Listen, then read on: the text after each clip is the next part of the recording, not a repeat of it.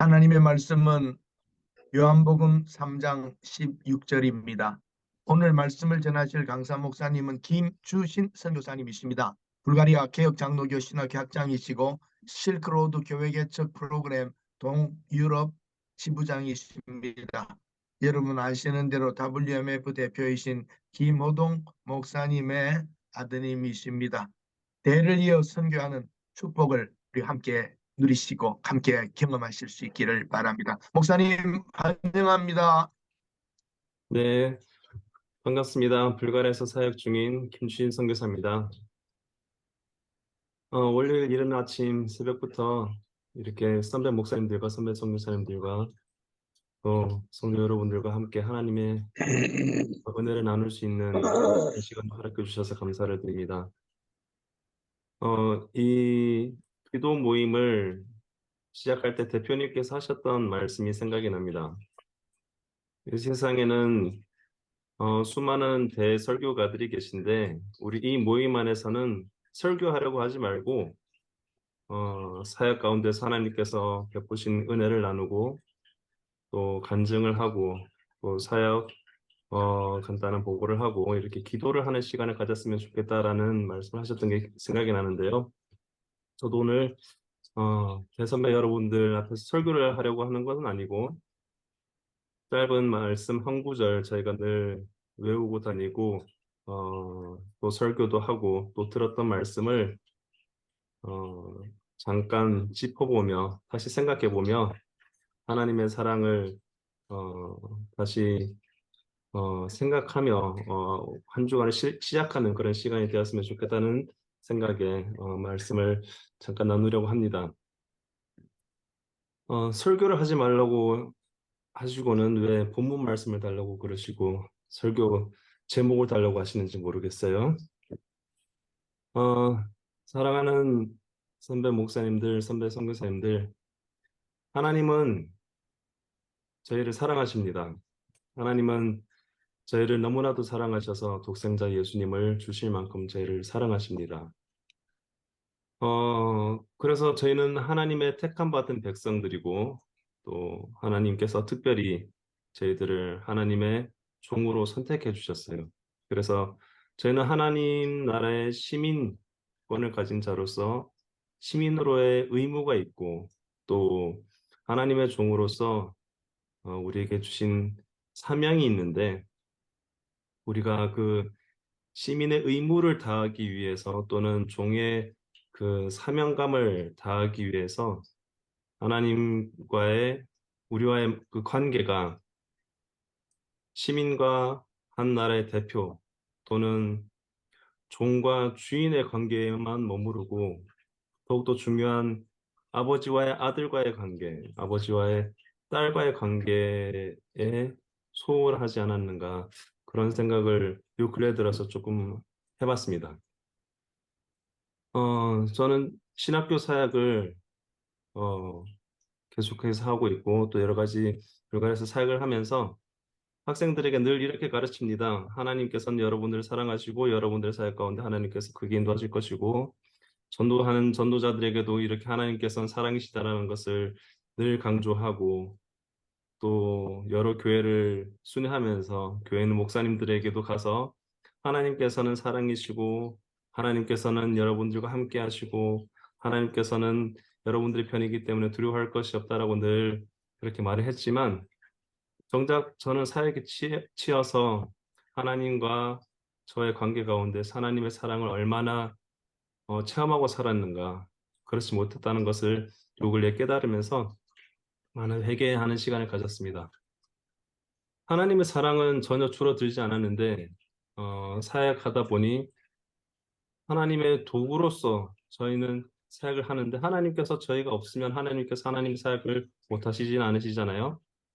그런데 저희는 그 자리에 있으면서 하나님과의 그 관계에만 집중을 하면 되는데 하나님과의 관계에 집중하지 않고 사역에만 치중하다 보니 그런 하나님의 그 크신 사랑을 체험하지 못하고 살았던 순간들이 많지 않았나 이런 생각을 요 근래에 하면서 이번 한 주간을 새롭게 시작하면서 오늘 이 짧은 말씀을 나누면서 우리 이번 한 주간 오늘 새롭게 시작하는 한 주간도 하나님의 사랑을 조금 더 체험하고 하나님의 사랑에 조금 더 어, 누리며 그렇게 살아가는 저와 여러분들이 되었으면 좋겠다는 마음에 부족하지만 이렇게 말씀을 잠깐 나눴습니다. 어, 이제 잠깐 저의 사역을 잠깐 나누고자 합니다. 한번 기다려 주세요.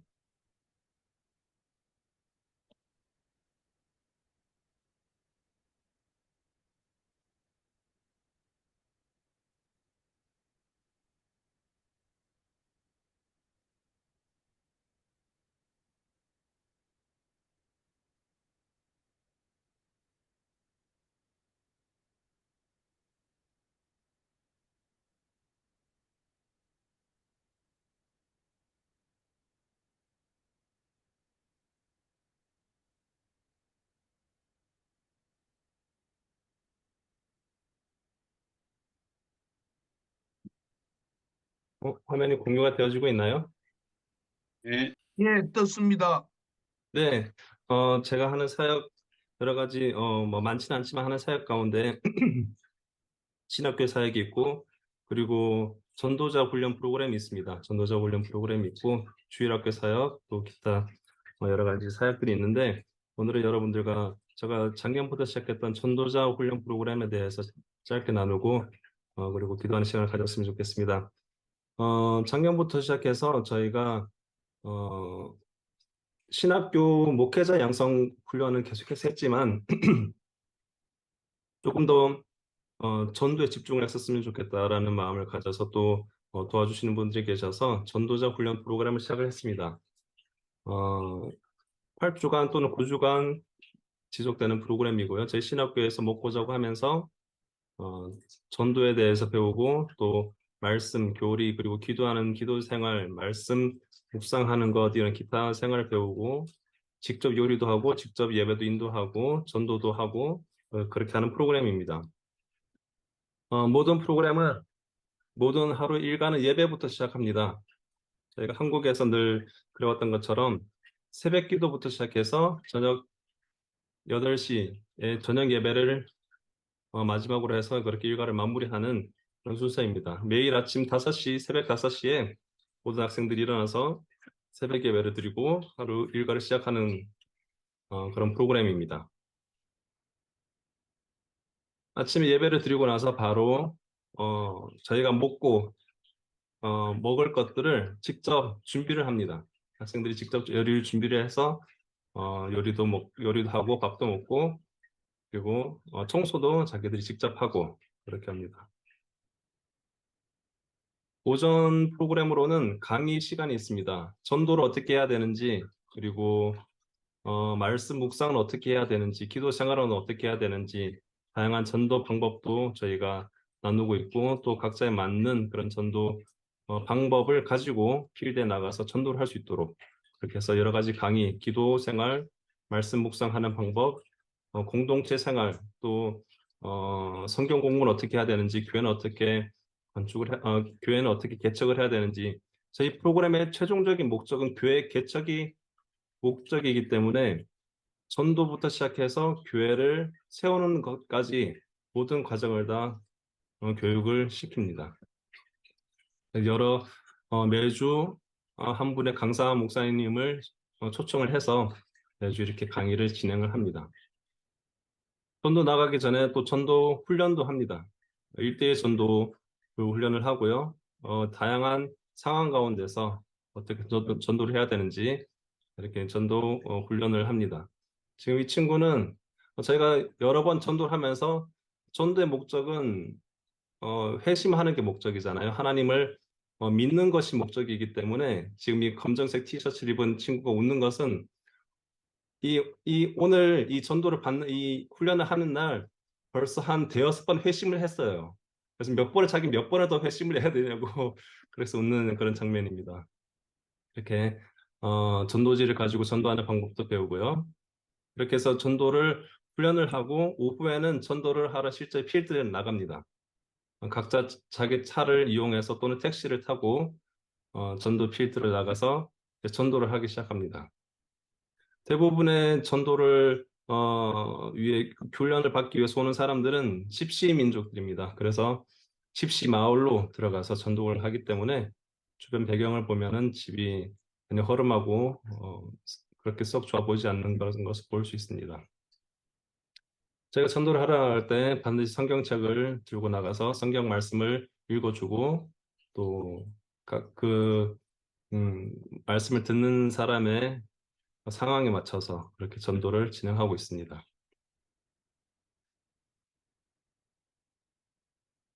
필요할 때는 지나가는 차를 세워서 전도를 하는 경우도 있고요. 그리고 이 사진은 특별한 것이 일기 작년에 전도했던 그 친구인데요. 일기 왼쪽에 있는 분이 성경책을 들고 있고 오른쪽에서 지금 전도를 받는 분은 한 손에 맥주병을 들고 다른 한 손에는 아마 담배를 들고 있었던 것 같아요. 그래서 전도를 받았는데 이 친구가 올해 아까 처음 봤던 사진이죠. 2기 전도 훈련생으로 와서 훈련을 받았어요. 작년까지만 해도 맥주, 술을 마시고 담배를 피고 작년까지는 이제 마약까지 했던 친구인데 전도를 받고 회심하고 올해 전도자로 훈련받기 위해서 훈련을 받았습니다. 이렇게 전도를 하면서 전도 축제도 진행을 합니다. 음식도 준비를 하고 작은 선물도 준비를 해서 전도 축제를 준비를 했었습니다. 그래서 많은 사람들이 모였는데요. 저희가 사실 준비가 미흡해서 이 훈련생들 말로는 한 4, 50명 모이겠나 전도 축제에. 그런데 하나님께서 주시는 마음이 적어도 100명은 온다. 그렇게 해서 음식을 100인분을 준비를 했었습니다. 100인분을 준비를 했는데 실제 당일에는 200명이 왔어요. 200명이 와서 이 일기 훈련생 목사님 교회에 모였는데 자리가 협소해서 200명 가까이 왔는데 실제로는 한 160명 정도가 강단에 들어와서 말씀을 듣고 나머지는 들어오지 못해서 돌아가는 그런 안타까운 일이 있었습니다. 이 일기를 졸업했던 이 양코라는 목사님은 작년에 개척을 시작을 해서 한 20여 명으로 개척을 시작했는데 1년 동안 전도하고 교회가 부흥성장해서 지금 한 150명 정도 모이는 그런 교회가 됐습니다. 이렇게 앉을 자리는 한 100석밖에 없었어요. 그래서 나머지 한 50명 정도는 서서 예배를 드려야 했었습니다. 이렇게 훈련을 받으면은 8주 또는 9주 그 해에 따라서 다르지만 수료식을 합니다. 저희는 10명 이상을 받지 않는데 작년에도 6명, 올해도 6명이 졸업을 했습니다.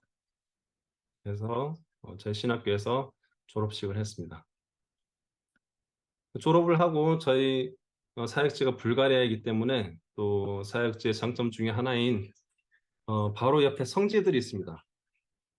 사도 바울의 발자취를 따라서라는 명칭으로 저희가 전도가 목적이기 때문에 사도 바울 선배님의 그런 발자취를 따라서 네아폴리, 빌립보, 데살로니가 그리고 베레아까지 그렇게 성지 순례를 이렇게 합니다.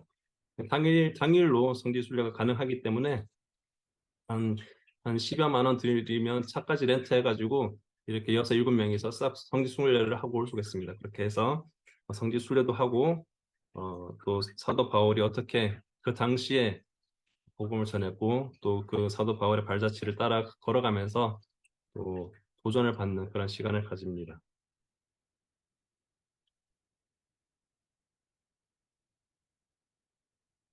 네, 이상입니다. 이렇게 저희는 지금 신학교 목회자 양성 프로그램을 진행하고 있고 그리고 전도자 훈련을 진행을 하고 있습니다. 잠깐 기도 제목을 나누자면은 이 기도 모임을 진행하시는 분께 제가 기도 제목을 몇 가지 나눠드렸지만 추가적으로 기도 제목 2가지를 말씀을 드리자면은 아까 그 일기 훈련생인 양코 목사님 사진을 잠깐 보셨는데요. 양코 목사님네 교회가 20명에서 지금 150명으로 1년간에 크게 부흥하면서 교회 모이는 장소가 협소해졌습니다. 협소해도 그래도 모이기는 모였었는데 그 모이는 장소를 대여를 해서 썼었어요. 근데 11월까지 장소를 비워달라고 해서 지금 교회 모이는 장소가 없어지게 되는 그런 상황에 놓여 있습니다. 그래서 양코 목사님께서 자기의 마당을 하나님께 내어놓겠다, 하나님의 성전으로 내어놓겠다, 그렇게 해서 건축을 했었으면 좋겠다고 하는데 그 교회 건축을 위해서 기도해 주셨으면 좋겠고, 또 저희가 이제 전도를 하러 나갈 때 보셨지만 각자 개인차 또는 택시를 이용해서 저희가 전도를 하러 나가는데 저희 사역지에 저희가 승합차가 없습니다. 그래서 사역을 위해서 신학교에 승합차를 하나님께서 전하게 인도하셔서 허락해 달라고 이렇게 추가적으로 두 가지 기도 제목을 나눕니다. 오늘 부족하지만 짧은 시간이지만 주님의 말씀을 나누고 그리고 사역을 나눌 수 있게 해주셔서 감사합니다. 이만 마치겠습니다. 감사합니다.